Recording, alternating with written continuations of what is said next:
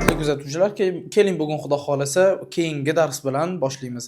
Oldingi darsimizda oxirgi gapirgan va oxirgi sharhlagan mavzuyimiz bu mu'rob bilan mabni edi. Mu'rob deganda ya'ni oxirgi so'zi oxirgi harakati o'zgaruvchan va mabni deganda oxirgi harakati o'zgarmaydigan so'zni olgan edik. Hop, mabni deganda ya'ni o'sha binodan olingan, binoni ichidagi holatni siz ko'ra olmaysiz, ana o'shaning uchun ham mabni deysiz. Hop, endi keling siz bilan mabni bilan mu'roblarni bittalab ko'rib chiqamiz. Bilasiz yoki o'z umuman oldin o'tgansiz. Hop, harf hamisha mabni bo'ladi, ya'ni doimo qotgan bo'ladi, harakat o'zgarmaydi. Ana undan keyingi fe'l. Fe'lga keladigan bo'lsak, bu 3 ga bo'linadi: madi, mudori', amr, hozirgi, o'tgan va buyruq zamoni. O'tgan zamon bilan buyruq zamoni bilasiz o'zgarmas, bu ham qotgan mabni edi. Hozirgi zamoni mu'rob edi, ya'ni o'zgaruvchan edi. Hop, ana undan keyin ismga keladigan bo'lsak, ism bundan qolganda hammasi ismga kirsa, nomga kirsa, ism ham hamisha mu'rob bo'lardi yoki hamisha demaylik, buni to'g'rilaylik, asosan mabni mu'rob bo'lardi deylik. Ana o'shanda to'g'ri bo'ladi. Ya'ni bunda sizda so'zingiz yoki so'zingiz 3 ga bo'linardi va bu uchinchisi fe'l 3 ga bo'linardi yana. Umumiy 5 ta kategoriya bo'lsa, harf hamisha mabni, fi'l madi hamisha mabni, fi'l amr hamisha mabni, ism hamisha mu'rob va fi'l mudori' hamisha mu'rob. Bu narsalarni siz albatta oldin o'tgan edingiz. Ana endi keling bu narsani yana ham sal chuqurroq kiramiz. Arab tili nahvini yana ham go'zalroq tushunishingiz uchun. Endi wal ismu minhu mu'rabun va mabni li shabahim min al-hurufi mudni. Ya'ni ismi mu'robi ham bor, mabnisi ham bor va mabnisi nima uchun desangiz, harfga o'xshagani uchun. Qaytadan. O'zi aslida ismi nima bo'ladi dedik? Mu'rob dedik. Lekin ismi mabnilarini o'tgansiz, ya'ni umuman o'zgarmaslarini, ismi o'zgarmaslari nima uchun o'zgarmaydi? Harfga o'xshagani uchun. Ya'ni olmoshga o'xshab qolgani uchun. Va bu o'xshashlik 4 xil holatdan bo'ladi. 4 xil jihatdan bo'ladi. Ana o'shaning uchun ham ism bo'lsa ham, nom bo'lsa ham mabni bo'ladi. Birinchisi kashabahil wad'i fi ismi ji'tina wal ma'nawi fi mata wa fi huna. Birinchisi shabahul wad'i deydi. Ya'ni shabahul wad'i degani ya'ni ko'rinishi harfga o'xshaydi. Harflaridan. O'zi aslida bilasiz, 3 va undan ortiq bo'lgan harf ismni o'zi asosiy tarkibi 3 harf va undan ortiq bo'ladi. Endi 3 harfga yetmasa, demak u harfga o'sha olmoshga o'xshab qolgan bo'ladi.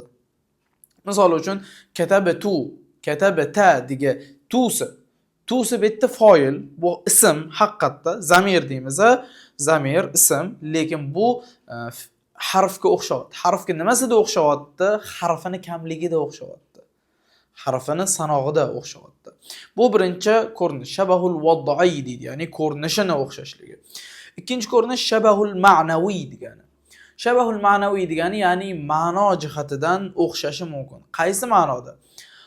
Xo'p, qaysidir joylarda, qaysidir so'zlarda aynan shu ana o'sha joylarni o'zi aslida harf ham to'ldirsa bo'ladi, lekin ism bilan to'ldirdi. Misol tariqasida mata, ayna, ma qo'shimchalari. Bularni bilasiz, adovatul istifham edi, ya'ni so'roq olmoshlari edi, so'roq belgilari edi, lekin bu so'roq belgilari qaysidir misol uchun iza o'rnalarida keladi. Qanaqa qilib deydigan bo'lsangiz, misol uchun iza tanjah anjah deysiz misol uchun, yoki misol uchun iza tazhab azhab deysiz. Agar borsam boraman degan, ya. Endi izan o'rniga matani ham bera olasiz. Misol uchun mata tazhab azhab, qachon borsam boraman degan. Endi qachon so'zi bu yerda o'zi aslida ism edi, lekin bu yerda harf qaysi taraflama o'xshadi? Ma'nosidan o'xshadi. So'zni o'zini ko'rinishi oddiy, so'roq olmoshi, lekin so'roq olmoshi ma'nosida harfga o'xshagani uchun bu ham mabni bo'ldi. Bilasiz, mata, ayna, ma, hamma adovatul istifhamlarning hammasi mabni. Nima uchun mabni? O'xshagani uchun. Hop, bu ikkinchi ma'naviy o'xshashlik. Endi uchinchi o'xshashlik hisoblanadi. Uchinchi o'xshashlik shabahun niyabi. Niyabi degani qaysi ma'noda? Bilasiz, harf o'zini atrofida, bilasiz, harfga demaylik, fe'lni o'rnida kelgani uchun. Qaysi ma'noda? Nimani shuni qaytadan batafsil tushuntirib beray. Qaranglar. So'z 3 ga bo'linadi-ya. Ism, fe'l, harf. Qaranglar, bularning hammasini o'zining xususiyati. Ism hamisha boshqasi kirib uni o'zgartirardi, lekin u birovni o'zgani o'zgartira olmas edi. Mana ismmi, nommi bu boshqalarga buni boshqalar o'zgartiradi. Misol uchun adavoti shartlar, adavoti istifhamlar, harfi jarlar, yana shunga o'xshagan anaqalar kirsa, bu o'zgaradi. Fe'lchi, fe'l ham o'zi o'zgaradi, ham birovni o'zgartiradi. Qanaqa qilib deydigan bo'lsangiz, mana misol uchun kataba so'zini olaylik. Kataba misol uchun yaktubuni olaylik. Yaktubuni olamiz mana misol tariqasida. Yaktubu Muhammadud darsa. Mana yaktubu so'zi Muhammadni o'zgartirdi. Nimaga? Nega? Chunki Muhammad fa'il bo'lgani uchun yaktubu o'zi ham kelyapti, Muhammadga ham ta'sir qilyapti. Endi yaktubuga lam qo'shing. Lam yaktub Muhammadu bo'ldi-ya. Mana yaktub fe'lni o'zi ham o'zgardi, Muhammadga ham o'zgartirish kirg'izdi. Fe'l shunaqa xususiyati bor. O'zi ham o'zgaradi, o'zgani ham o'zgartiradi. Harfga qaranglar, harf eng bezi bitta harf. Umuman o'zgarmaydi, lekin qolganlarni o'zgartiradi. Mana shu jihatlar. Mana ism hamisha o'zgaradi, lekin birovga kuchi yetmaydi. Harf, fe'l o'zi ham o'zgaradi, birovni ham o'zgartiradi. Harf hamisha o'zi o'zgarmaydi, lekin birovni o'zgartiradi. Endi fe'lga o'xshashi shibah niyabida nimasi o'xshaydi deydigan bo'lsangiz, ya'ni ism fe'lga o'xshashligi o'zi ham o'zgaradi, o'zidan keyingi so'zni ham o'zgartiradi. Misol uchun ismi fe'llar, buyruq fe'llari va shunga o'xshagan shu qatoridagi narsalar. Bularning hammasi o'zi ham o'zgardi, boshqalarga ham o'zgartirdi. Hayhat deysiz, shattan deysiz, hazari deysiz, daroki deysiz. Daroki degani ya'ni ulgurib qol, adrik degani. Adrik bu fe'l, lekin daroki ismi fe'l. Lekin babi bu ham mabni bo'ladi. Nimaga mabni bo'ladi? Chunki bundan keyingi keladigan so'z hamisha maf'ulun bih o'rnida keladi. Shabah niyabi degani, ya'ni birovlarga ma'no birovlarni ham o'zgartirdi, o'zi ham o'zgardi. Xuddi fe'lga o'xshab. Ana shuning uchun ham mabni bo'ladi. Endi 4-holatda oladigan bo'lsak, shabah iftiqori. Iftiqori degani faqir so'zdan olingan, kambag'allik degani. Nimaga deydigan bo'lsangiz, aynan shu ism o'zidan keyingisiga kambag'al, muhtoj. Qaysi ma'noda? Misol tariqasida oladigan bo'lsak, asmaul mavsula, allazi allatilar. Bu so'zlarni o'zini ifodalay olmaysiz. Harf ham xuddi shunaqa. Misol uchun ilani o'zini gapiring. Ila degani ga degani-ya, hech narsani tushunmaysiz. Lekin ilal madrasah desiz, maktabga. Demak, ila maktab so'ziga muhtoj, to'g'rimi? Yoki ila so'zi ma'nosi chiqishi uchun o'zidan keyingi so'zga muhtoj. Xuddi shunaqa asmaul mavsula. Asmaul mavsula allazi allatilar xuddi shu vazifani bajaradi. Allazi degani bilasiz, qaysiki degani-ya. Xo'p, qaysiki so'zining o'zi bilan nimadir tushundingizmi? Hech narsa aniq emas. Endi iladan keyingi so'zni qo'shing. Misol uchun ra'aytul ladzi kataba. Ko'rdim qaysiki yozdi. Misol uchun mana qaysiki so'zining o'zi bilan ra'aytul ladzi desam nimadir tushundingizmi? Yo'q, baribir muhtoj o'zidan keyingi so'zga. Ana shu taraflama o'xshashligi bor. Endi ra'aytul ladzi katabani qo'shi, yozganni ko'rdim deb, ana unda ma'nosi to'liq bo'ldi. Demak, shibh iftiqori degani, ya'ni faqirlik, o'zidan keyingi so'zga muhtoj. O'zidan keyingi so'zni qo'shmasangiz, u gap to'g'ri chiqmaydi. Shu taraflama o'xshashlik bo'lishi mumkin. Demak, siz hozir ismni mabniligini bildingiz va mu'robligini bildingiz. O'zi aslida ism mu'rob bo'ladi, lekin ba'zi ismlar mabni. Nimaga mabni? Harfga o'xshagan uchun. 4 xil jihatdan o'xshagan. Birinchisi harflarning sonidan shabahul vodai deyildi buni.